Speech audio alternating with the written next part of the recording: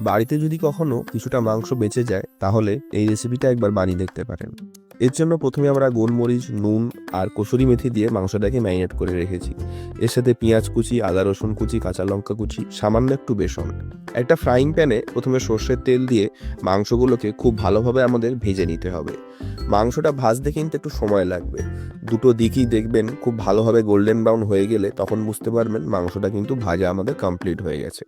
তবে একটু ধৈর্য ধরে মাংসটাকে 15-20 মিনিট ভাজতে হবে। তারপর এর মধ্যেই আমরা একে একে পেঁয়াজ, কাঁচা লঙ্কা, রসুন কুচি, আদা কুচি সমস্ত কিছু দিয়ে দেবো। এর সঙ্গে আমরা সামান্য একটু জিরের গুঁড়ো ব্যবহার করব। খুব বেশি মশলা কিন্তু এতে ব্যবহার হবে না। এবারে 7-8 মিনিট ভালো করে কষিয়ে নিয়ে এর মধ্যে আমরা বেসনটা দিয়ে দেবো।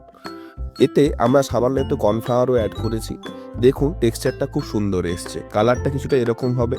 এতে আমরা উপর থেকে কসুরি মেথি ভালো করে ছড়িয়ে দেবো এবং 5-7 মিনিট আরও ভালোভাবে কুক করে নিই, তারপরে আমরা নামিয়ে নেবো।